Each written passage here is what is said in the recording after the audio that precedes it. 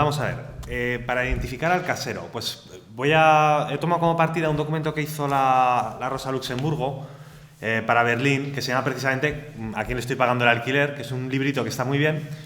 Y es un libro muy práctico, hecho por un investigador muy bueno, Christoph Troidvetter. Y nos da varios puntos que son un poco los que voy a seguir, ¿vale? Para irlo comentando y, no sé, interrumpidme si tenéis alguna duda y tal, porque yo creo que es la mejor manera de que vayamos aprendiendo, ¿vale? A ver, lo primero por lo que hay que empezar, el punto de partida, ¿no? Para saber quién es el casero, quién es el propietario de la casa, es mirar en el registro de la propiedad. El registro de la propiedad es pedir una nota simple, cuesta unos 4 euros y ahí nos va a decir quién es exactamente el casero. También nos puede aparecer en el contrato de alquiler, pero si queremos saberlo fehacientemente, en el registro de la propiedad. Entonces, una vez que hemos hecho eso, vemos que si pertenece a un particular, con lo cual ya lo hemos identificado, y además podemos tener su DNI, que nos puede venir muy bien para ver pues quién es saber más de esta persona, ¿no? Porque con estos dos datos ya pues, pueden aparecer informaciones en Google o donde se busque. Entonces, también, si queremos saber más sobre este particular que otras propiedades tiene, por ver si hay más gente que está en la misma situación, pues se puede pedir una solicitud que se llama los índices de la propiedad. También el registro mercantil cuesta unos 8 euros y los índices nos van a decir en qué registros hay registradas propiedades de esta persona. En Madrid hay unos 20 registros y nos dirá, pues en el registro 3, en el 7 y en el 9. Y ya con el DNI se puede pedir. Como me comentan que últimamente el registro de la propiedad está un poco renuente a dar esta información. Antes la verdad que la daban con menos requisitos, pero ahora parece ser que piden que se justifique de una manera más exhaustiva. Entonces, dicho eso, si pertenece a una empresa, ahí ya nos metemos, digamos, en lo que es más si es un particular también y queréis verlo, pues acordaros que existen las páginas blancas, el listín de teléfonos de toda la vida está, es que parece mentira, pero todavía está y está colgado en internet y pues, oye, pues si queréis hablar con él, pues también es una manera de hacerlo, porque probablemente esté. Entonces, si es una empresa, que es aquí donde empieza la parte de la investigación, hay que identificar el propietario que está detrás de la empresa, que puede ser la empresa una sociedad que tiene los pisos o esta sociedad puede ser parte, digamos, de una estructura empresarial. Entonces, vamos a ver, las sociedades, en las bases de datos accesibles al público, por ejemplo, no sé si conocéis la base de datos Empresia. Es una base de datos que depende también de otra base de datos que se llama Accessor y digamos que Empresia es la parte gratuita que proporciona Accessor. Empresia coge los datos, los vuelca automáticamente al registro mercantil y entonces ahí vamos a saber datos sobre alguna empresa. Por ejemplo, me habéis comentado antes una empresa que se llama así, ¿no? ICSL. ¿Ves? Mira, aquí tenemos varias, IC Media, no sé qué. Pumba, ICSL. Aquí un poquito de publicidad. Y vemos, pues la verdad que es bastante curiosa esta empresa. Antigüedad 62 años. Hay pocas empresas que tengan 62 años. Entonces, fecha de constitución 1960, últimas cuentas depositadas y aquí el CIF, ¿vale? Ya tenemos el CIF de la empresa y ahora vamos a ver qué más cosillas podemos tener. Tenemos el nombre de los consejeros de administración. Una empresa, una sociedad mercantil, ¿cómo se organiza? Por un lado está la propiedad, que son los socios o accionistas, y por otro lado está el consejo de administración. No tiene por qué coincidir. A veces los administradores son propietarios y muchas otras veces no. Normalmente cuanto más grande es la empresa, más probable es que esté dividido el consejo de administración y los propietarios, que no coincidan. Entonces aquí vemos, en Empresia, pues ya nos dice quiénes son actualmente los administradores. Un administrador solidario quiere decir que puede actuar en nombre de la empresa. que por sí mismo puede representar a la empresa. Si es mancomunado, tienen que actuar los dos a la vez, pero bueno, no es tan importante. Pero realmente son las personas que tienen la responsabilidad legal sobre todo lo que va haciendo la empresa, los administradores. Aquí vemos que son estas dos personas, que parece que son hermanas, y tienen un apoderado. ¿Un apoderado qué es? Un apoderado es una persona que la empresa le ha dado un poder para que la represente para hacer unas cuantas cosas. Aquí no nos dicen para qué tiene poder. Puede ser que tenga poder únicamente para actuar ante la administración, por ejemplo, que sea su gestor y le han dado un poder pues, para que presente los IVAs mensuales, o puede ser que tenga poder para más cosas. Eso, con los datos que nos da empresa, no lo podemos saber. Pero sí que diría que el Consejo de Administración realmente son las personas más importantes que hay en la gerencia de una empresa. Con lo cual, si queremos dirigirnos a alguien, empezaría yo por ahí, por el Consejo de Administración. Lo que comentaba antes, ¿coincide con los propietarios? No tiene por qué. Una sociedad se constituye con un mínimo de 3.000 euros, una sociedad limitada se ponen 3.000 euros y se dividen la propiedad en participaciones. Si es una sociedad anónima, en acciones, pero si es una limitada, que son casi todas, en participaciones. Entonces, se utilizan muchos...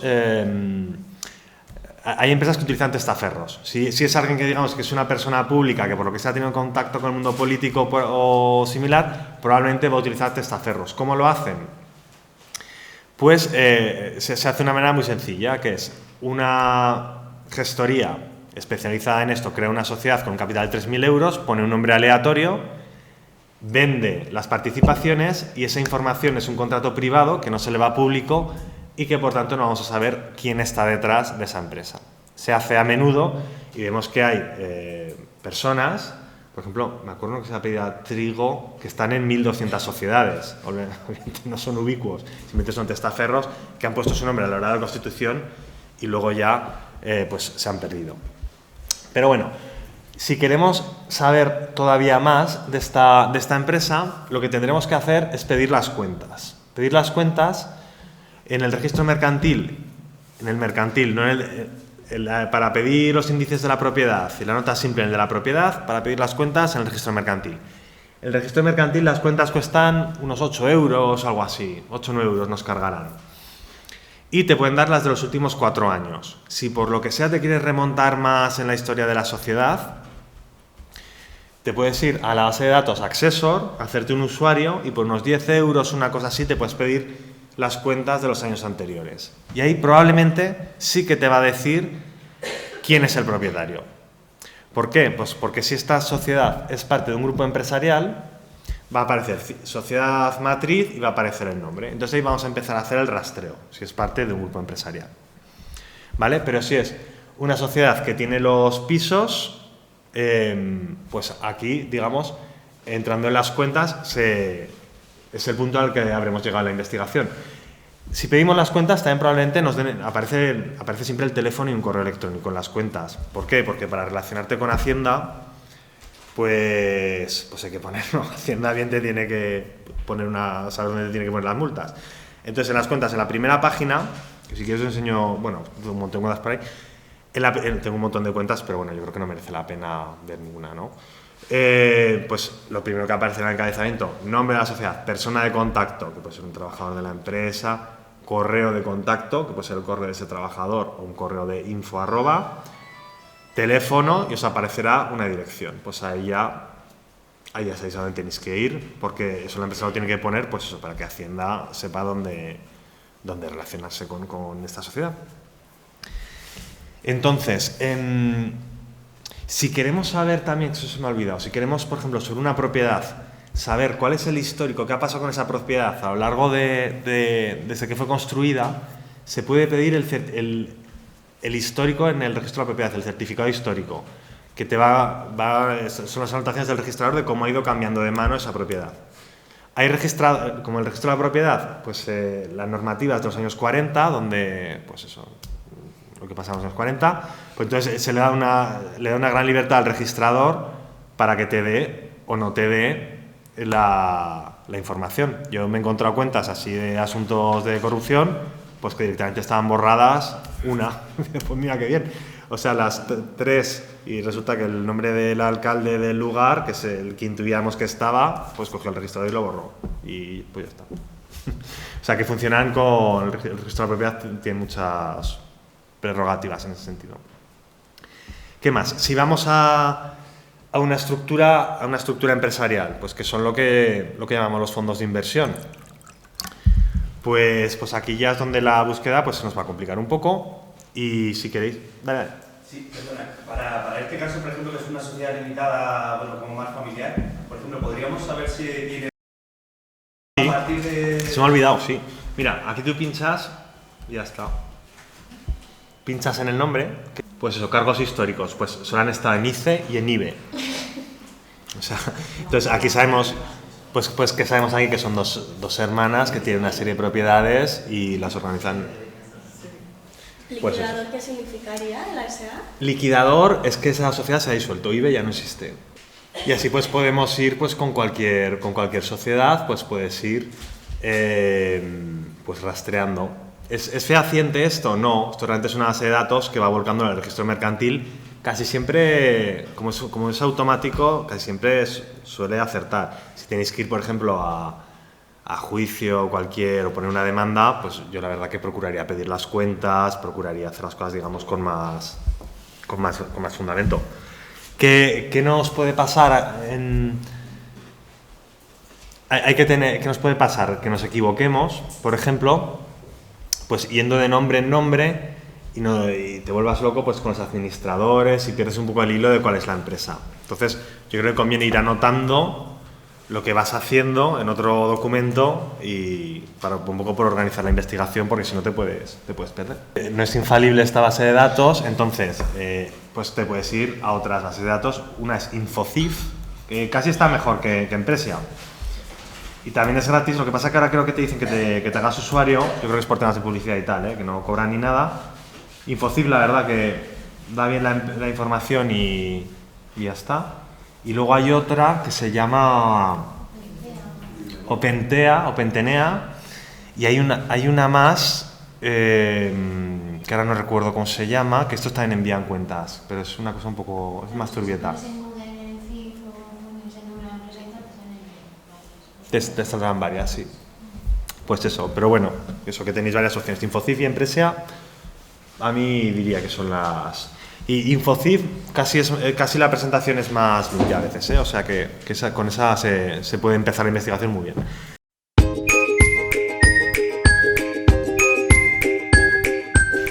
Un fondo de inversión, ¿qué es? A ver, los fondos, lo que llamamos fondos buitre, fondos oportunistas, no tiene una forma jurídica específica. Por ejemplo, Cerberus es una sociedad limitada con sede en Nueva York y Blackstone es una sociedad que cotiza en bolsa con sede en Nueva York. ¿Ambos tienen prácticas de fondo oportunista? Sí, pero no es que haya una forma específica, películas palotes, fondo oportunista, sino que es la actividad, ¿no? A lo que nos referimos. Entonces, ¿un fondo realmente qué es? Por ejemplo, ¿cómo funciona Cerberus? Cerberus, la sociedad con sede en Nueva York, sociedad limitada, crea en paraísos fiscales, abre un fondo de inversión. Entonces, en ese fondo dicen, queremos recaudar en este fondo, pongamos hasta 3.000 millones de dólares o de euros. Entonces, queremos recaudar hasta 3.000 millones de dólares o de euros, pagaremos una rentabilidad a quien me preste ese dinero y en 5 años se lo tenemos que devolver. Siempre funcionan con 5 años. Entonces, ¿quién invierte en estos fondos? Pues los fondos de pensiones, que en Estados Unidos las pensiones estaban privatizadas, entonces tienen muchísimo dinero para invertir, son los mayores inversores. Y lo que hace, pues por ejemplo, pongamos un ejemplo real, pues el fondo de los pensionistas, el fondo de los profesores de Pensilvania, pues invierte y le presta 200 millones de euros, mete 200 millones de euros en ese fondo de inversión. Y la única obligación que tiene Cerberus es a los 5 años devolverle la rentabilidad pactada, ¿vale? Entonces, realmente los fondos de pensiones no saben qué pasa con ese dinero. Cerberus o Blackstone lo invierten donde ellos crean que va a ser más rentable. Realmente Cerberus, Blackstone, Lonestar no son empresas inmobiliarias, son empresas que lo que buscan es ganar dinero en muy poco tiempo. Entonces, ahora han visto que ha habido una oportunidad muy grande en España porque hubo una privatización encubierta de cientos de miles de viviendas y se metieron allí. El día de mañana pues han ido, por ejemplo, al juego, cuando se desreguló el sector del juego, pueden ir a, qué sé yo, al cobre, pueden ir donde ellos vean que van a tener mucho negocio. Normalmente, como funcionan con puertas giratorias, van a sectores donde va a haber privatizaciones, casi siempre. De hecho, Cerberus se podría decir que es en sí una puerta giratoria del Partido Republicano. Está dirigido por partidos republicanos. Y si os fijáis en España, cuando Cerberus quiso aterrizar, Cerberus, pues, dirigida por el antiguo secretario de Estado del Partido Republicano, vicepresidente de Estados Unidos, el director de Relaciones Internacionales, ¿cómo aterrizó en España? Pues a ver, ¿a quién conocía el Partido Republicano? Pues Aznar, ¿no? La foto de las Azores. ¿Y a quién contratan? Pues al hijo de Aznar, para que contratan al hijo de Aznar y al mejor amigo de Aznar, según las memorias de Aznar, que no me he leído, pero lo dice. Los contrata pues para estar al tanto de las privatizaciones y casualidades de la vida, les dan la venta de las viviendas de Caja Madrid, ¿no? De la antigua Bankia, donde estaba Miguel Lesa, en fin, así todo el follón. Entonces, volviendo a donde estábamos. Empresas con sede normalmente en Estados Unidos, estos que llamamos fondos de inversión, son empresas que crean un fondo, dicen vamos a recaudar hasta 3.000 millones y disponen de ese fondo como mejor les parece. Entonces, a los 5 años tienen que devolverlo y supongamos que compran, pues vamos a poner un ejemplo real, pues las viviendas de... si queréis lo hago con infografía. Este informe lo hice para el Observatorio IDES y va sobre los fondos buitre, pues una industria depredadora y tal, y cuenta cómo funcionan con mucho detalle en Barcelona, pero vamos, que se puede aplicar aquí perfectamente. Y el Observatorio IDES tiene una diseñadora que es excelente, que se llama Diana Virgos, y me hizo estas infografías. ¿No se ve? Ah, vale. Pongo desconectar, continuar. Sí. Continuar sí, ¿no? Sí. Venga. Estamos seguros. A ver, ahora se descargará. Entonces, estos fondos, como funcionan, digamos, pues compran 60.000 viviendas que podían pertenecer al BBVA, ¿no? Entonces, crean una sociedad que no tiene trabajadores, con lo cual es muy difícil contactar con alguien. Estas sociedades no tienen trabajadores y se hacen para comprar las viviendas y venderlas en el plazo de 5 años para devolver la rentabilidad a los inversores. Entonces, las personas que realmente están en la gestión de la sociedad probablemente no pertenezcan al Consejo de Administración de la sociedad ni trabajan ahí, puesto que no tienen trabajadores. Entonces, son lo que se llaman los servicers. Por ejemplo, en Cerberus, el servicer que llaman ellos, es decir, los que están pues instando el desahucio, subiendo el alquiler, es Haya, que es una empresa, pero la propietaria es otra, que puede ser, por ejemplo, Divarian. Entonces, ¿a quién nos tenemos que dirigir? Si quieres por una demanda, pues a los dos, tanto a Divarian, que te vas a la empresa, miras que es el Consejo de Administración y la pones, y si quieres dirigirte a alguien en concreto, pues habrá que contactar con Haya, que Haya viene de Caja Madrid, o sea, es la sede donde tenía antes Caja Madrid la sede inmobiliaria, ¿no? Y aquí, por ejemplo, cuentan cómo funciona. Pues Nueva York, a ver, sede y oficinas centrales. Crean una sociedad en un paraíso fiscal. Un fondo de inversión le presta a los 5 años a la sociedad en el paraíso fiscal. Sociedades instrumentales para evitar el pago de impuestos, financiación de la banca externa, y así, digamos que articulan la operación. Esta, por ejemplo, es un ejemplo real, el que está comentando de Divarian. A ver. Cerberus. ¿Os interesa esto o me estoy enredando? Sí. Cerberus. Este es el ejemplo real que lo hice sacando pues las cuentas del registro mercantil de Holanda. O sea, por Cerberus trabaja en Holanda, pues me las fui bajando, entonces fui viendo el flujo del dinero. Entonces, Cerberus, ahí están, en Nueva York. Mete 230 millones en una sociedad en un paraíso fiscal, Islas Caimán. Crea un fondo de inversión. ¿Quiénes invierten en ese fondo de inversión que ha creado Cerberus? O sea, el dinero no es de Cerberus, operan con dinero ajeno, ¿vale? Pues fondos de pensiones, otros fondos soberanos, tipo fondos estos de Qatar, de Dubái y tal, y personas adineradas, multimillonarios. Les dejan tanto dinero y el único compromiso que tiene Cerberus es devolverle a los 5 años ese dinero con una rentabilidad. Ya lo puede meter en la industria armamentística, en fin, con que devuelvan el dinero. Crean sociedad en el paraíso fiscal, sociedades instrumentales en paraísos fiscales y una sociedad instrumental en Holanda. Entonces, esta sociedad instrumental en Holanda tiene los 230 millones que ha puesto Cerberus de su propio dinero, más los 450 que la empresa del fondo de inversión, ¿vale? Ya tiene Cerberus 680. Entonces, quiere comprar viviendas por valor de 2.300 millones de euros, que compró 62.000 viviendas al BBVA y mogollón de desahucios y vienen de esta de Ivania. Entonces, ¿cómo con 600 millones puedes pagar 2.300? Pues porque alguien te ha hecho un préstamo. Entonces, tres bancos, Morgan Stanley, Deutsche Bank y Baba Group, este último controlado por Cerberus, le prestan a Cerberus 1.600 millones de euros. Con esto Cerberus tiene la pasta y le paga al BBVA 2.300 millones. El BBVA previamente ha creado una sociedad con 60.000 viviendas, el BBVA, ¿vale? Estas que vienen de socios y tal, y le vende el 80% de esta sociedad por 2.300 millones a Cerberus. Y el BBVA se queda al 20%. Tiene una responsabilidad también, o sea, si queréis... iba a decir una palabra malsonante. Si queréis llevar un poco a la agenda política el conflicto, por ejemplo en Divarian, pues puedes presionar tanto a Cerberus, que le da un poco igual, porque estos vienen con la idea de largarse, pero bueno, siempre hace daño que salga su nombre, o podéis presionar también al BBVA, que sí que se gastó un montón de dinero en publicidad y realmente este tipo de situaciones pues le perjudican mucho y en fin, que eso puede interesar. Entonces, Cerberus, de hecho, el consejero, Cerberus es una sociedad completísimamente secreta porque las sociedades limitadas en Estados Unidos no dan información. Entonces, el consejero, prácticamente no hay fotos de él, hay una o dos fotos. Es muy cercano al Partido Republicano. Trump, según el New York Times, se planteó nombrarlo director de la CIA, ni más ni menos. Y dijo una frase en un congresillo de estos que montan, dijo una frase que si alguien de Cerberus aparecía en la portada de un periódico, que lo mataría, que la pena de cárcel merecería la pena. O sea, que les gusta el secreto, ¿no? Como veis.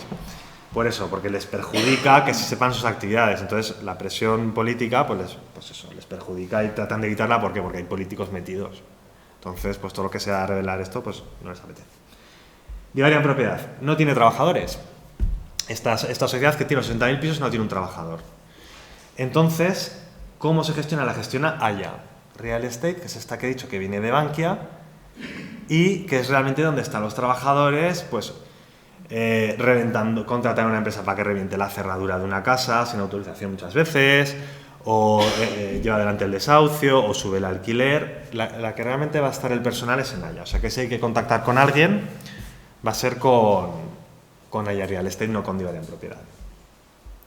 Entonces, bueno, pues aquí veis en estos documentos del Observatory Desk, que si queréis luego paso el link o lo que sea, pues se cuentan cómo se hicieron las 6 mayores operaciones en España. Pues hay varias de Cerberus, hay una de Lone Star, otra de Blackstone. Si tenéis curiosidad, pues aquí lo pone, ¿no? Cada una. Y esto, bueno, que lo hice yo con los registros mercantiles, o sea que son datos fehacientes. Entonces, para identificar, vamos a ir, por ejemplo, ya que estamos con este ejemplo, vamos a ir a Empresa otra vez.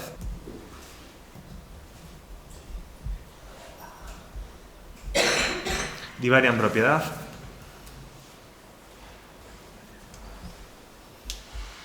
Les gusta poner nombres así como muy rimbombantes, como son muy catetos, así tipo Coliseum, Divarian, son muy así. Sí, si veis los nombres no sé. Entonces, Apoderados Solidario. Pues estos que aparecen, toda esta banda que aparecen aquí, Apoderados Solidarios, es gente que ha tenido que ir a algún juicio, probablemente sean abogados o trabajadores de Divarian, que han tenido que ir a algún juicio a representar a Divarian en algún tema de desahucios. Entonces, contra estos no merece la pena ir, o sea, ni identificarlos, porque estos son simplemente pues, abogados que allí no pintan mucho. Lo que tenemos que buscar es el Consejo de Administración. Entonces, aquí vemos, pues por ejemplo, consejero Agustín Vidal Aragón Valdeolives. Este tío sería, ¿ves? Que aquí la fecha de final es 2017. este sería un tío del BBVA, seguro. O sea, este no nos interesa porque es de la anterior propiedad. Entonces habría que buscar cuál es el consejo actual. Bueno, lo miramos aquí. Si no lo encontramos, que debería aparecer... A ver, filtrar por tipo de... Puedes filtrar por tipo de cargo, ¿veis? Que le he dado al presidente. ¿Ves? Aquí no sale este. Este ya tiene interés. Enrique Dancausa. Pues Concepción Dancausa, sabéis que realmente era la mano derecha de Ana Botella en el Ayuntamiento de Madrid y sigue siendo diputada, si no me equivoco, en la Comunidad de Madrid. Es una persona de mucho poder. Y otra hermana es presidenta de Bank Inter, en fin, Y este Enrique Dancausa es el presidente de Divaria en Propiedad desde 2018 hasta 2019. Aquí, por lo que sea, bueno, y este parece que es alguien de... Esto parece el Ola, ¿no? Sí. Gómez Acebo, no son Sajonia, no son esta familia... Sí, Gómez Acebo y Pombo, y luego la familia Sajonia, hay una de las infantas, ¿no? Que están, bueno, el caso que...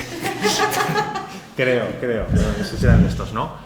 Pues eso, aquí ya vais viendo personas que, bueno, que te puede interesar, ya son nombres que te pueden resultar interesantes. Trabajadores no va a haber en la empresa, entonces, ¿dónde están los trabajadores? En Haya. Vamos a ir a Haya. Que si hay que hacer, pues eso, identificar o lo que sea, pues alguna, en fin, donde está esta gente realmente trabajando, pues habrá que ir aquí, Haya, Real Estate.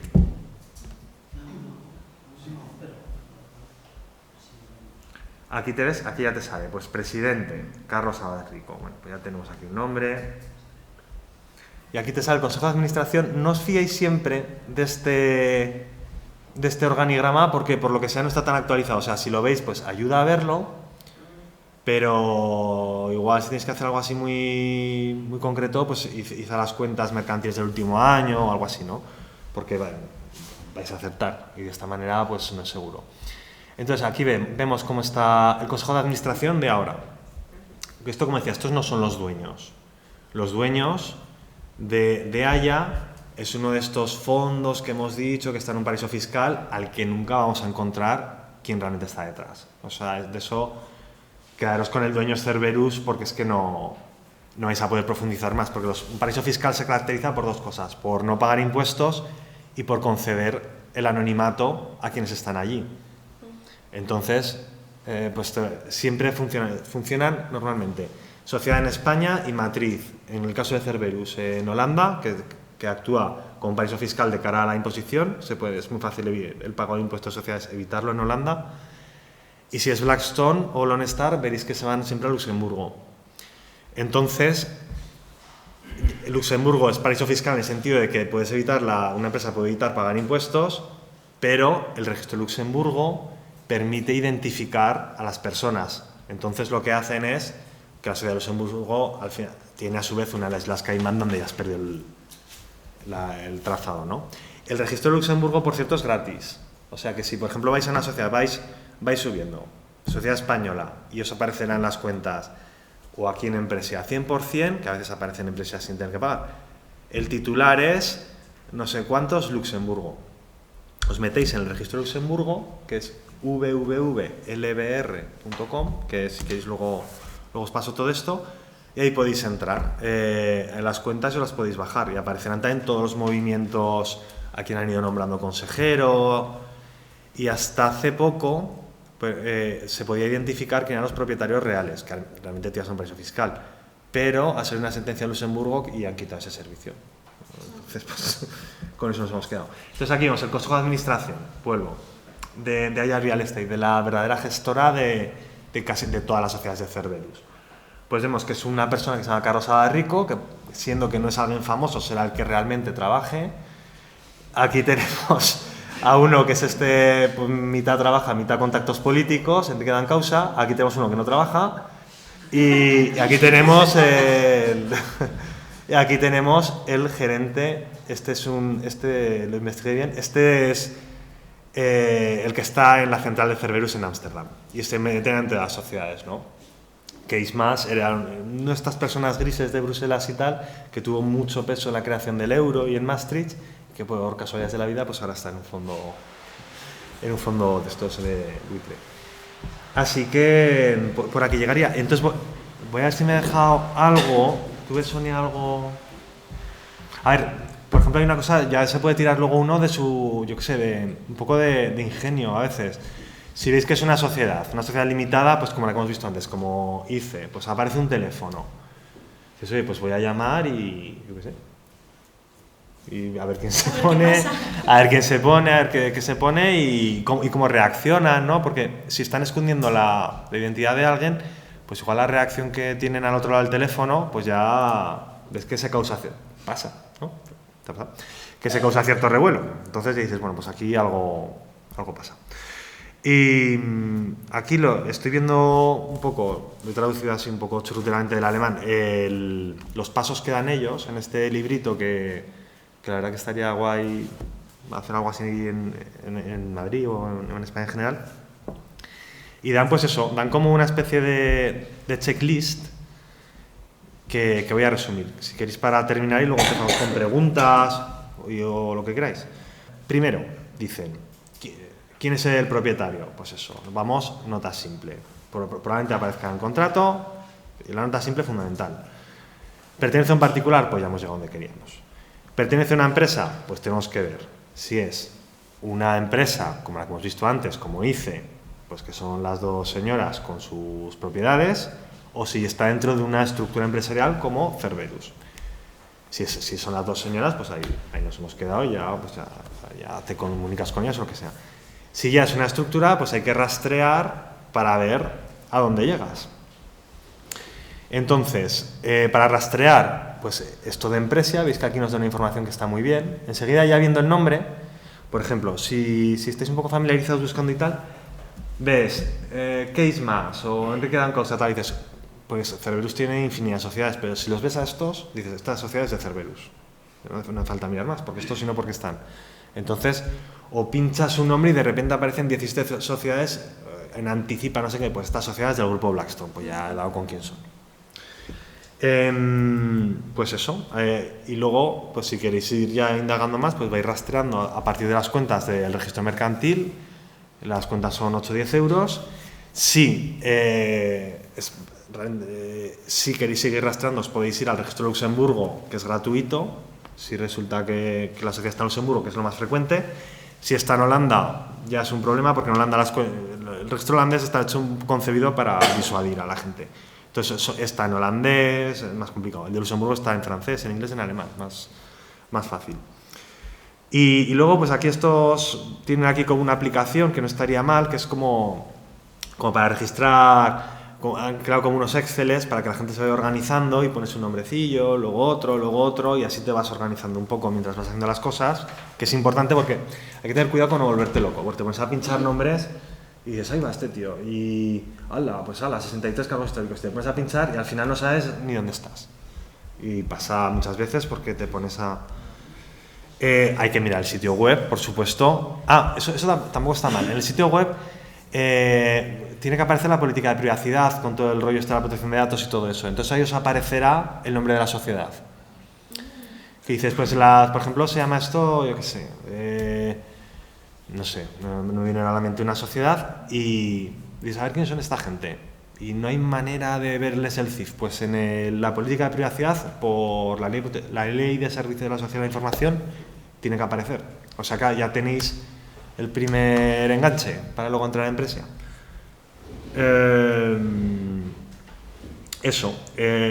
Estos dicen, bueno, pues buscar los gerentes, lo que hemos estado haciendo ahora, encontrar los estados financieros, es decir, las cuentas, y luego pues eso, ir rastreando hasta que llegues donde puedas. ¿Había alguna forma de saber, por ejemplo, Blackstone, qué propiedades tiene y dónde están? En eso, no, mira, experiencia, porque formé parte de una investigación el año pasado que salió muy bien, nos dieron el premio a la mejor investigación europea de innovación, y era entre muchos países, y era se llama Corporate Landlords, que está en internet, y había que identificar, mi tarea era básicamente identificar en Madrid las propiedades de los fondos de inversión. Un sitio donde se pueden identificar algunas, por ejemplo la de Blackstone, es en el mercado alternativo bursátil, en el MAB, que ahí las SOCIMIs tienen que cotizar allí. Entonces, ahí, si vais a la sociedad, por ejemplo, ahí sí que tienen que decir las propiedades con su dirección. por ejemplo, Fidere, pues ahí identifiqué todas. O sea, saqué me parece que eran saqué como 15.000 de Fidere. En total creo que hay 15.000 de todos, ¿no? Los fondos. O, por ejemplo, LAR, que se ve ahora, o Azora, estos lo ponen allí en el mercado alternativo bursátil con sus propiedades. Esto está más concebido para alquileres a largo plazo. Entonces ahí se identifican, pero muchas de las compras que hacen Blackstone y Cerberus nunca las sabremos porque ellos no las quieren revelar. O sea, estos, como han venido no para alquilar, sino han comprado muy barato, merced a contactos políticos y una enorme privatización que hay en España de los bienes de las cajas y de los bancos, pues lo que quieren hacer es vender. Entonces tampoco se preocupan mucho de identificar, se preocupan de que no lo encuentres, vamos. O sea, es muy difícil encontrarlo. Yo he encontrado los datos brutos de las 6 mayores ventas de vivienda de bancos a fondos de inversión, a Blackstone, OnStar y Cerberus. Me sumaban 420.000, o sea que muchas veces se dice, no, es que tienen 30.000 viviendas, hombre, tienen más o tenían más. Lo que pasa es que no te van a dejar saberlo, pero solo en esas 6 que las he identificado fehacientemente en el registro mercantil hay 420.000. Entonces, pues eso, solo en la compra del Banco Popular se vendieron sus bienes inmobiliarios a Blackstone, a una sociedad que era el Santander Blackstone, pero vamos, Blackstone el 51%. Solo allí, eso se hizo en 2018, hay 80.000 viviendas y me parece que son 120.000 préstamos inmobiliarios. O sea que cuando dicen, no, es que Blackstone tiene 30.000 viviendas en España, no, tiene más, pero muchas más, vamos. Entonces, eso. Y ese está bien, lo de las SOCIMIs. En el MAP si queréis verlo, ¿vamos bien de tiempo? SOCIMI es una sociedad cotizada de inversión inmobiliaria, que son sociedades que se dedican al alquiler inmobiliario y se les ha quitado el impuesto de sociedades. O sea, si tú tienes, por ejemplo, una librería paga el 25% de sus beneficios en impuestos de sociedades y gracias a la reforma del Partido Popular, pues si tienes una sociedad inmobiliaria, no. ¿Por qué? Pues por lo que sea. Por lo que sea, porque realmente no aporta nadie. Esto viene de Estados Unidos, que se llaman REITs, y en muchos países han hecho lo de la SOCIMI. Pues esto se llama el BM Growth, que es el mercado alternativo bursátil. Y aquí es como una especie de... como la bolsa, pero para empresas más pequeñas y se supone que innovadoras. Pero el caso es que solo hay casi 2 de cada 3 son SOCIMIs. Entonces os metéis, que yo ese trabajo la verdad que lo hice y no está publicado, y la verdad que estaría bien, porque al final no lo publicamos en la investigación de sacar todas las viviendas con su dirección que tenían la SOCIMI, y saqué un buen montón. Pero la verdad que estaría bien publicarlo. Entonces fui, pues eso, sociedad por sociedad, ¿ves? Gavari Property, SOCIMI. Pues aquí, esto es gratuito, pues te va a contar documentación o otra información relevante. Pues aquí en documentación, pues por ejemplo, ampliación de capital, pues te va a contar, porque tiene obligación de revelar información a los inversores para que puedan invertir, pues te va a contar las propiedades que tienen. Y un poco la conclusión que saqué de las SOCIMIs en España, la mayoría están dirigidas pues mucho al turismo, van mucho por ahí. O sea, lo que es al alquiler a largo plazo, por ejemplo, como pasa en Alemania, que hay sociedades que tienen 400.000, Bonovia tiene 400.000 viviendas para alquiler. En España no es tan frecuente eso. Así que se hayan dedicado al alquiler está Fidere y Azora y no mucho más. O sea, los fondos estos han venido a la oportunidad española con la idea de irse en cuanto puedan ganando el máximo dinero posible. Aquí ves, pues bueno, pues aquí cuentan pues toda la historia de la sociedad y veréis pues que en algún momento nos dirá qué propiedades tienen, ¿no? Pues aquí te lo dice. Pues tenemos el edificio de la calle Jaime Hermida 16, mira, no sé si... pues eso. El precio es que cuentan mucho aquí, claro, porque tienen que... Sí, mira, pues se me había olvidado, gracias por... Su memoria de actividades, ¿no? Pues la tienen aquí. Sí, y además aquí te dicen la dirección, que en las cuentas no te van a decir la dirección de las propiedades. Hombre, igual en algún caso sí, pero no tienen por qué hacerlo. Y como estos, que lo he dicho un poco de broma, pero es que es verdad, funcionan con el secreto, pues es que procuran no contar lo que hacen los fondos oportunistas. ¿Cuentan también si estaban alquiladas cuando las compraron? Sí, eso es. Aquí cuentan si estaban alquiladas, ¿Por qué consideran que es tan rentable? Que ahí te dices, joder. Sí, aquí pues, por ejemplo, aquí las de Fidere, aquí está Fidere. Por ejemplo, aquí Fidere sí que podéis sacar en el map Claro, todo sí. esto. ¿Podemos verlo así como ejemplo ahora? Fidere. Sí. No, porque bueno, lo tenemos muy... A ver. Fidere map. Mira, qué rápido ha salido. Ficha de Fidere Patrimonio. Documentación. Pues aquí te va a contar toda la... Que Fidere es la que está en Torrejón, ¿verdad? Y también es la de Libima, ¿no? Sí. Sí, es la de Libima. Fidere no. Ah, no, es Lázara. Sí, eso es en Casa Fidere. Sí, comprando muy bien, eso es.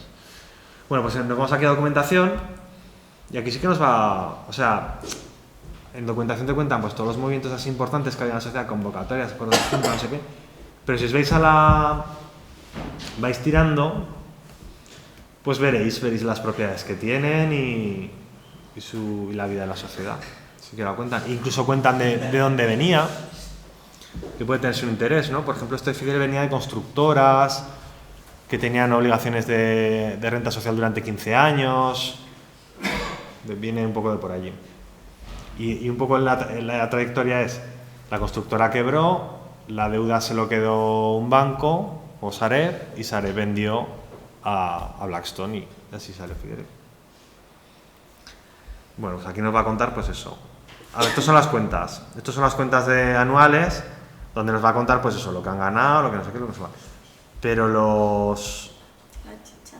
Sí, o sea, lo que son la identificación de las viviendas y todo lo encontraréis sobre todo en la Constitución, en las ampliaciones de capital. Pero aparece, aquí tiene que aparecer. Ah, ves, mira, aquí lo dice. Aquí te dice dónde las tiene. Fidere Vivienda, Paseo de la Castellana 257, no sé qué. Ah, no, estos son No, las... eso es oficina. Sí, estos son esto es la matriz y aquí te cuenta las sociedades... Joder. Las sociedades, o sea, Fidere es como una matriz, estas son las dependientes de Fidere. Entonces, estas son sociedades de Blackstone. Fidere depende de Blackstone, ¿veis cómo está hecho, no? Y aquí pues todas estas sociedades pues son negocios concretos que ha hecho Blackstone. Mira, adiciones, ahí tenía Torrejón de Ardoz. Ah, sí, a ver, aquí. Mira, Adiciones, la ¿ves? sociedad ha vendido 4 viviendas en Torrejón de Ardoz. Pues eso, ahí os va contando. O sea, igual hasta te dice el precio en algo, ¿ves? Mira, importe de la venta. Ay, pues está a querérselo. Sí, eso, sí, antes de dormir, fuera de sueño. Pues eso, echarle un ratillo, meterte en Fidere y ahí echándole un ratillo, pues sí, tienen que contar bastante, además es gratuito, con lo cual. Las cuentas las tiene que firmar el Consejo de Administración. Entonces ya ahí vas a ver los nombres de quién ha firmado, de quién era consejero al 31 de diciembre del año que hayas buscado. Ahí ya vas a saber a quién te tienes que dirigir. En las cuentas probablemente te van a decir la sociedad, el propietario de la sociedad, la matriz. Te lo van a decir allí. La sociedad dependiente de tal. Ya sabes que es del grupo X. Si alguno de los consejeros o tiene un 25% más de sociedades que están en el mismo sector, si alguno de los propietarios es propietario de una sociedad que ha negociado con esta misma sociedad y tal, tiene que aparecer. Con lo cual dices, ahí va, pues este es el propietario. Ahí lo podéis ver.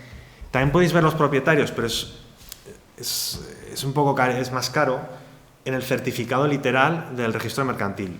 Lo podéis pedir. El certificado literal, el certificado literal es pedir todos los movimientos de la sociedad, quién la constituyó, y te va a salir como el documento notarial. Bueno, yo pedí un montón. Y te va contando pues los estatutos, quiénes eran los propietarios, quién puso el capital, qué puso como capital, porque no hay por qué poner dinero, puedes poner terreno.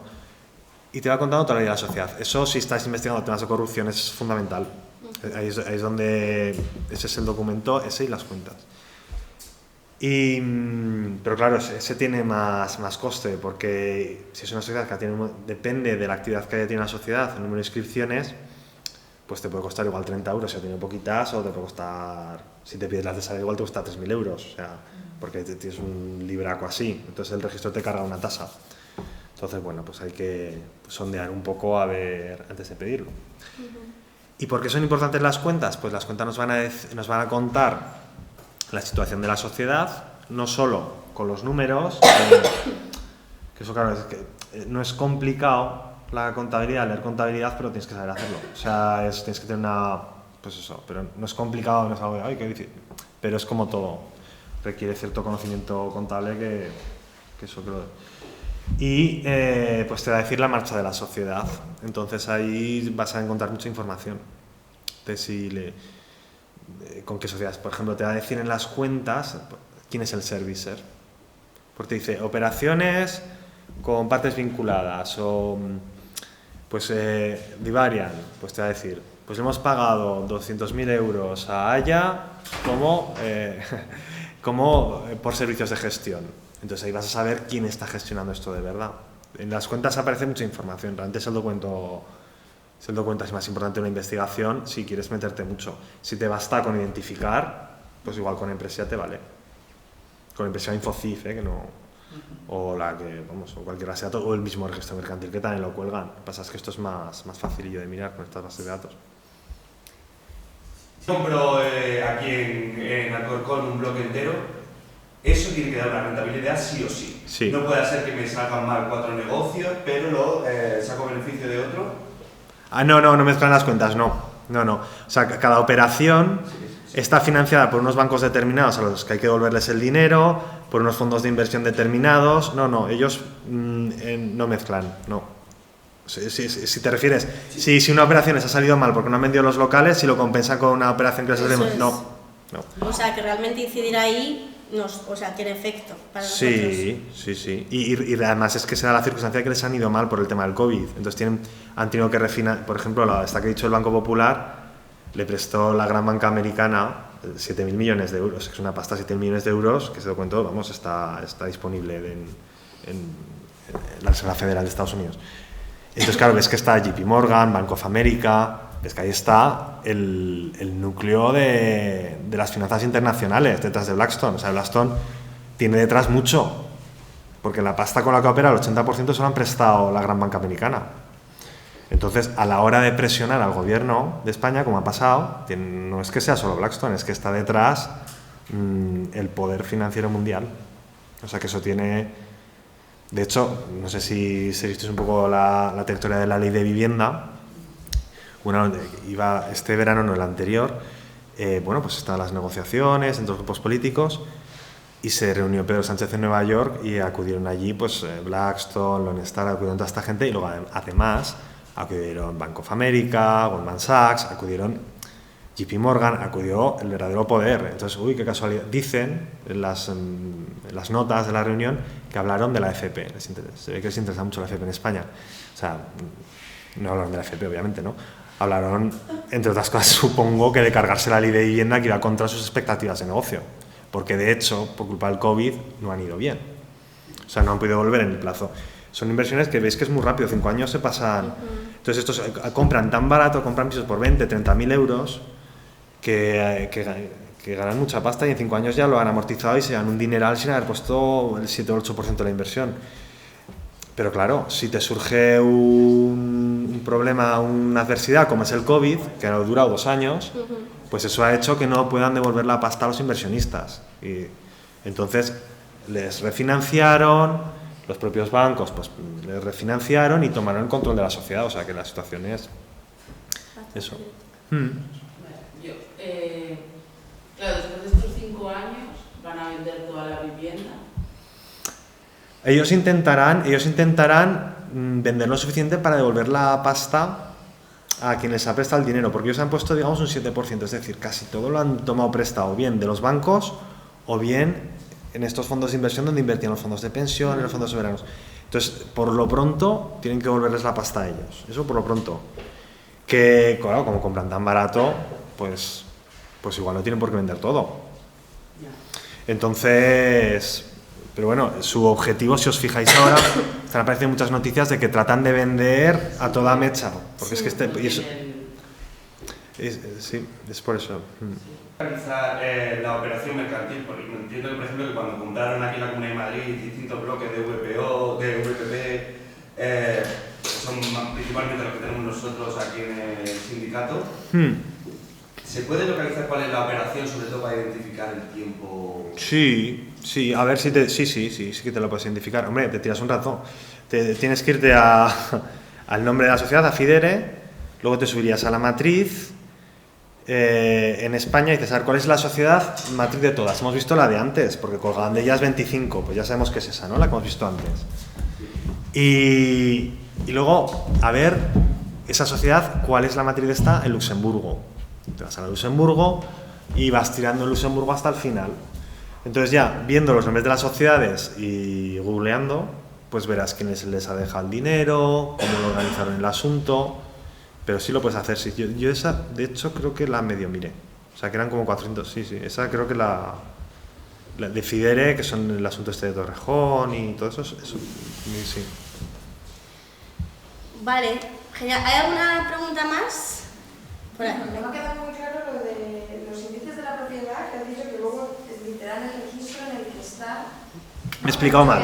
Registros, pero no he entendido todo eso. Vale, mira, por ejemplo, en la Comunidad de Madrid hay 30 o 40 registros mercantiles. Entonces tú pides al registro mercantil en general, le pides servicio de índices de la propiedad y te darán un documento en el que te dirán esta sociedad o esta persona con este DNI o este CIF, que por eso es interesante pillar los DNI, tiene propiedades en el registro 2, en el 4, en el 8 y en el 10. No te dice cuántas, tiene algo esos 4 registros. Antes los daban más alegremente y ahora, por lo que parece, el de la propiedad, sí, que sí que me lo he dicho mal, ¿verdad? Me he liado, el registro de la propiedad. Vas al registro de la propiedad, pide los índices. Te cobran unos 8 o 10 euros, me parece que es. Te dicen, en este registro, en este, esta persona tiene bienes. Y luego tendrías que ir en este, a cada registro.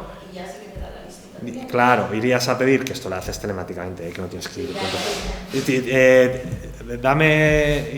Dame los bienes que tiene esta persona.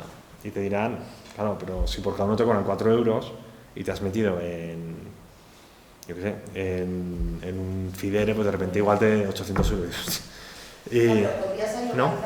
Espera, esto lo va a explicar mejor Sonia que yo. O sea, no te dice dónde están las viviendas. Lo que te dice es en qué registros hay, pero nunca te va a dar la dirección. ¿Y los registros no están asociados a determinadas zonas de Madrid? Sí. O sea, tú puedes saber por dónde está la vivienda, pero no te va a dar la dirección. Al revés, sí. Siempre te da... O sea, tú vas con la dirección, con la casa, lo que sea y tal, y te da el número de propietario, pero al contrario, te dice en cuántos registros tiene. Yo pensaba que sí, mira. Pero no te da ni el número de viviendas ni la dirección. O sea, puedes hacer una idea si es una ¿Alguna empresa. vivienda tampoco? No, te dice que tiene algo.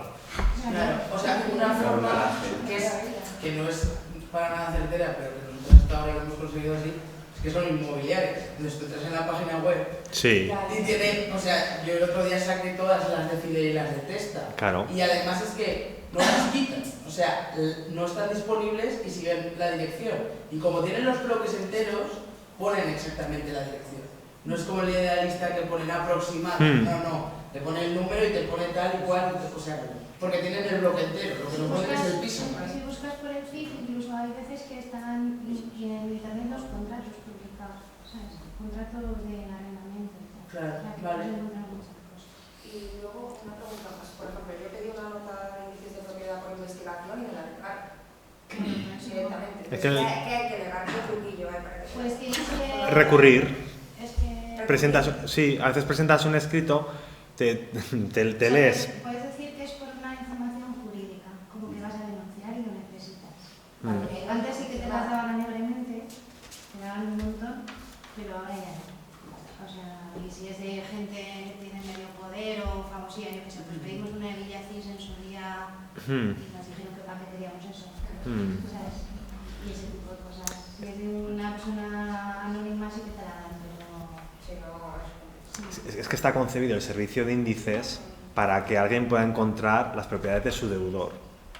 O sea, alguien te dé pelas y para que tú busques si tu deudor tiene bienes, está pensado para la banca. No para...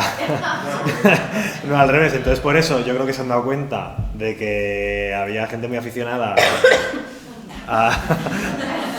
querer cobrar deudas, ¿no? Y dicen, pues mira, pues ahora no te los doy, ¿no? Yo creo que eso es lo que pasa.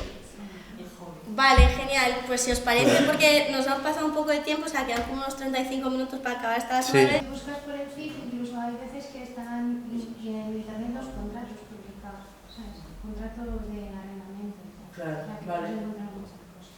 Y luego una pregunta más. Por ejemplo, yo pedí una nota de índices de propiedad por investigación y me la negaron directamente. Es que ¿Qué hay que negar? ¿Qué truquillo hay para que Pues tienes que... recurrir.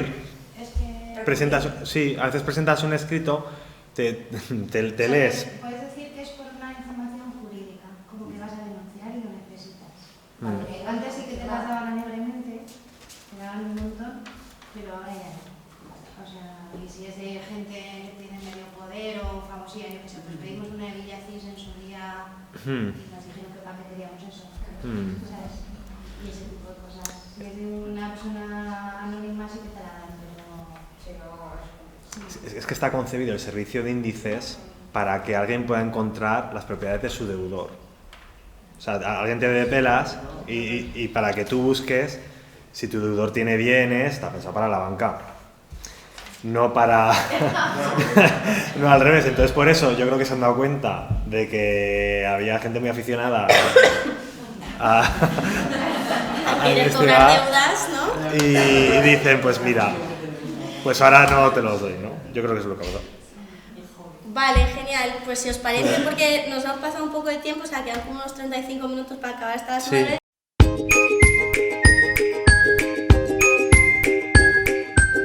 ¿No? ¿Cómo respondemos nosotros como inquilinos a esa pregunta de queremos desmercantilizar la vivienda y queremos asegurarnos que la vivienda pues es un derecho que está garantizado, que está protegido y que todo el mundo tiene acceso a ello, ¿no? Entonces es verdad que como una organización inquilina, por una parte, en lo que nos centramos mucho es en ganar el poder, en organizarnos e incluso en pensar en modelos de vivienda que van más allá de la dicotomía mercado-estado, ¿no? O sea, es una situación en la que el mercado está totalmente descontrolado y asalvajado y luego la parte de estado tenemos un parque de vivienda pública y de alquiler social mísero, ¿no? Estamos hablando de menos de un 2%. Uno, sí, sí. Uno con poco o menos del 1 incluso. Sí, sí. Entonces, ante esta situación es verdad que como por una parte tenemos una responsabilidad, una labor de imaginar qué otras alternativas hay más allá, pero por otro lado también es cierto que tenemos toda una pata del sindicato también de presión institucional, ¿no? De reconocer que las instituciones juegan una labor brutal en facilitar que sigamos en esta situación e incluso que nos implemente aún más la organización inquilina en las victorias que vamos ganando. Entonces, bueno, como que supongo que hace unas preguntas que podemos lanzar y que tú también habías traído algunas ideas pensadas, ¿no? Para empezar a generar debate, pues era eso, un poco empezar a pensar en cuáles son los modelos realmente, tanto legislativos, o sea, como a nivel de Estado, como alternativos, más garantistas, ¿no? Que realmente sí que permitan o sí que reflejen una desmercantilización de la vivienda real.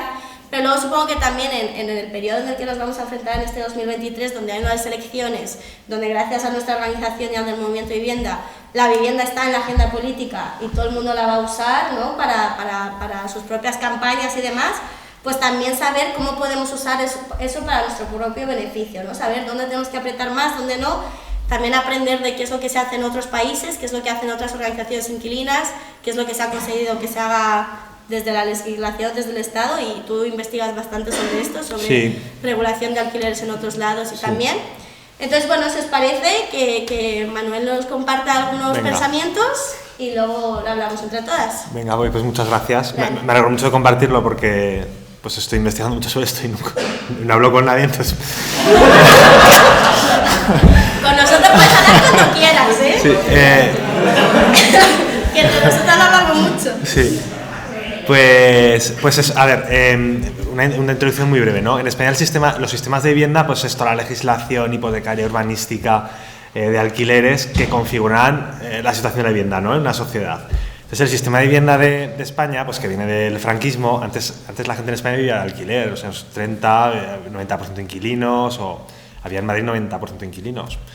Y entonces, ¿qué sucede, no? Pues como realmente el Estado franquista, pues no había impuestos sobre la renta. Entonces, ¿qué pasa? Que no se no se paga ningún tipo de impuesto, con lo cual no había dinero para hacer planes de vivienda social, ni voluntad, ni con ningún tipo de derecho, ¿no? Lo que sí que sucedía en otros países europeos. En otros países europeos, fijaos, en Estados Unidos era el 92%. La gente que más dinero ganaba, el tramo más alto del IRPF, pagaba el 92% de impuestos. En Inglaterra el 95%. Los Beatles tienen una canción contra eso, se llama The Taxman. O sea, si os la veis, claro, dice, tú te quedas 19 y yo me quedo 1. O sea, realmente es que era el 95%. Entonces, ¿qué pasa? Que estos países pues implantaron el derecho a la vivienda, ¿no? Mientras en España no. ¿Y qué es lo que hizo en España? Pues a través de las cajas, a partir de los años 60, pues se apostó por un modelo de vivienda basado en el endeudamiento hipotecario. Entonces, pues se dan hipotecas pues prácticamente a todo el mundo con las VPOs, ¿no? Me parece que se hicieron 6 millones de VPOs. La mitad de las viviendas que se construyen tenían esta vivienda de protección oficial. Sí, perdón. Entonces, ¿qué sucede? Pues llegó una burbuja enorme a partir de que España entrase en el euro y petó, ¿no? Como todos sabemos, no solo en España, sino en Estados Unidos, Irlanda y cantidad de países. Entonces, ¿y por qué? Pues porque se conceden hipotecas masivamente sin garantías. De ahí es donde vinieron toda esta enorme problemática. Y no había protección al inquilino, prácticamente. ¿Por qué? Porque el modelo era, pues eso, vivienda en propiedad. Y para eso funcionan las cajas de ahorro, en fin, todo el sistema político en torno a eso. ¿Qué sucede?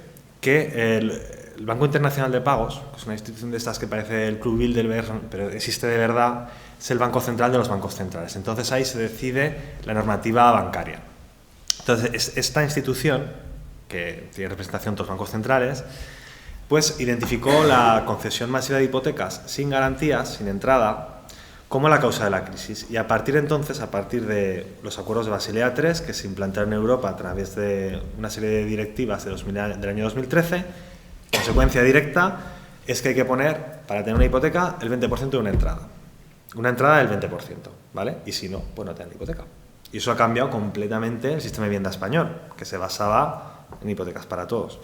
Entonces, en la práctica, si te quieres comprar un piso de 200.000 euros, el 20% de la entrada son 40.000, más un 10% de IVA o de impuesto de transmisiones, 60.000 euros. Tienes que tener 60.000 euros en el banco. Y si no, no lo vas a poder comprar en España ni en ningún país prácticamente del mundo, salvo 4 países anglosajones que han esquivado esto de una manera en la que no voy a entrar, vamos, y han creado una gran burbuja y tal.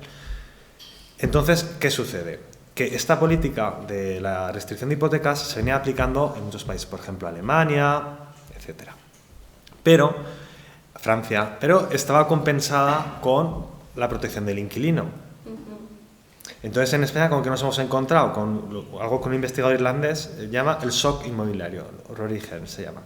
Y es lo mismo que ha pasado aquí, que de repente una sociedad que estaba como muy enfocada hacia la hipoteca, de repente se aparta de la propiedad a la mayor parte de la población y al mismo tiempo no se le da ninguna protección al inquilino, con lo cual el abuso está servido, porque si no, ¿cómo? Es la situación en la que estamos. Entonces, la situación está de los fondos de inversión han hecho, digamos, de bisagra, ¿no? Había 500, yo creo que en torno a 1 millón de viviendas de bancos que habían quebrado. Estos fondos de inversión las compraron muy baratas para revenderlas, pero no vienen con la idea de convertirse en grandes inmobiliarias como las que puede haber en Alemania. Entonces, pues la situación de la vivienda es esa, pues sí, es el dato que buscaba mientras me estaba enrollando. En 2011, el 69%, según datos del Banco de España, el 69% de menores de 35 años tenía una propiedad, la mayor parte con hipoteca, y en 2023 esa cantidad ha bajado al 35%. Entonces tenemos 2/3 abocada a, pues eso, al afán de lucro del casero, ya sea un particular, una empresa como IBE o ICE o Blackstone o en fin. Entonces no hay ningún tipo de compensación. Entonces yo creo que lo que es fundamental aquí es la labor del sindicato de inquilinos. y yo creo yo pienso que es una opinión subjetiva, pero yo creo que se tocó fondo en 2014, 15 y tal, ¿no? Con toda la ola de desahucios y la desorganización que pilló a la sociedad muy, muy perdida. Y ahora, pues poco a poco, yo creo que los desarrollos de organizaciones de este tipo va a ser muy grande, porque si no, no van a cambiar las cosas. Entonces, hay muchos países que organizaron sus sistemas de vivienda pues en torno a la vivienda social, ¿no? Pues ese es el caso de los Países Bajos, por ejemplo, de Francia, más recientemente, de Austria. Francia, por ejemplo, tenía el objetivo de que el 25% de todas las viviendas de Francia sean de vivienda social. Y van en esa línea, llevan el 19%, ahora tiene un presidente pues, de derechas y tal, pero bueno, oye, van en función del objetivo, y la consecuencia que la sobrecarga financiera en Francia es muy baja, es el 5%. En España pues se rondará el 20%, ¿no? O sea, la sobrecarga, ¿no? De inmobiliaria, que es cuando pagas más del 40% de tus ingresos, te los gastas en vivienda, se dice que estás en sobrecarga. En Francia es el 5%, en Austria, otro país, es el 6%, y en España, pues entre los inquilinos es más del 50%. ¿Vale? Entonces, pues eso. Y las alternativas, ¿cuáles son? Pues yo creo que hay una que es inmediata, que es la regulación de los contratos de alquiler, ¿no? Como se hace pues en cantidad de sitios, o sea que no es una cosa excepcional, pues ya lo sabréis, ¿no? Pues en Nueva York, en Alemania, en Austria, por supuesto, y sobre todo más a largo plazo la vivienda pública o social. Por ejemplo, en Viena, que yo creo que es el mejor referente de vivienda, porque además ahí resistieron a la ola neoliberal del año 2000 y tal. Por ejemplo, en Alemania vendieron todas las viviendas públicas, vendieron 3 millones en Alemania, ahora tienen la situación que tienen en Berlín por eso. En el Reino Unido lo mismo, a partir de Margaret Thatcher vendieron 3 millones de viviendas públicas. Y sin embargo en Austria las mantuvieron, y que tenemos pues una sociedad mucho más cohesionada, un sector inmobiliario que no tiene los vaivenes de aquí, y pues alquileres moderados, sobre todo en relación al salario. Se procura que no supere nunca el 15% de los ingresos, y estamos hablando de que un cuarto, el 25% de las viviendas de Viena son públicas, otro 25% son sociales, con precio regulado por el ayuntamiento y sin ánimo de lucro, y luego además aún hay más en cesión de uso de cooperativas. Y Viena, en todos los rankings estos de ciudades más prósperas, ciudades mejores para vivir, ciudades más... la primera aparece Viena, o sea que ahí está el referente. En otros, además, es un tipo de vivienda social que está concebida para que hasta el 80% de la población por nivel de renta pueda optar. ¿Para qué? Para que no se creen guetos, ¿no? Y que, es decir, que la propia administración valore sus bienes, y que haya, pues eso, lo que llaman la mezcla social, y que es lo que había en el Reino Unido hasta Margaret Thatcher y en Holanda hasta los años 90. Pero pues la ola neoliberalizadora, por ejemplo, en Holanda, lo que hicieron es que la vivienda social, que se dirigía al 100% de la población, el decil más alto, o sea, la gente, el 10% que más ganaba en Holanda, que es una ciudad riquísima, si habéis ido lo habréis visto, el 30% de ese decil más alto vivía en viviendas sociales. Entonces, ¿qué hizo en acuerdo entre 3 partidos, el socialdemócrata, el liberal y el conservador? Cargarse ese sistema. Y se quedó la vivienda social para el 35% con menores ingresos. ¿Qué ha pasado? Que esas viviendas sociales, que eran el 60% de la ciudad, se han ido deteriorando, han tenido que demoler, digamos que se han cargado las bases ideológicas de la socialdemocracia. Y así como dato, por ejemplo, en Viena, y ya termino, ha ganado todas las elecciones desde 1918 el SPO, el Partido Socialdemócrata de Viena, todas. Y en Ámsterdam, por ejemplo, que era hegemónico el Partido Laborista holandés, y en Holanda ha pasado la insignificancia, está en el 5% de voto. O sea que a los representantes políticos que dicen, uy, no es interesante la vivienda social, pues todo lo contrario. Y hay que hacer algo urgentemente, porque hay, pues eso, que voy a contar, ¿no? Un gran problema con este asunto. ¿Y una última reflexión puedo hacer? Por supuesto. Que como no hablo con gente. Pues sí. Habla con nosotros. Pues esta ya es la última. Pues por ejemplo, ¿qué va a pasar dentro de 25 años? O sea, tenemos una generación, que es la vuestra y en parte la mía, bueno, la vuestra, en general digo que sois más jóvenes que yo, pero bueno, una buena generación, gente que ha aparecido, pues eso, a partir del año 90, que no accede a la propiedad, que se va a jubilar con pensiones relativamente bajas y viviendo de alquiler. Ya me dirás, con las pensiones que hay, ¿cómo vas a pagar un alquiler? O sea, porque ahora se pagan pensiones muy bajas, porque la mayor parte de los jubilados pues tienen su vivienda en propiedad, pero dentro de 25 años no va a ser así. Entonces, ¿qué hacemos? ¿No? Yo creo que es urgente cambiar esto, si no queremos que se vaya toda la sociedad pues eso, al caos. Así que nada, ya termino. Muchas gracias.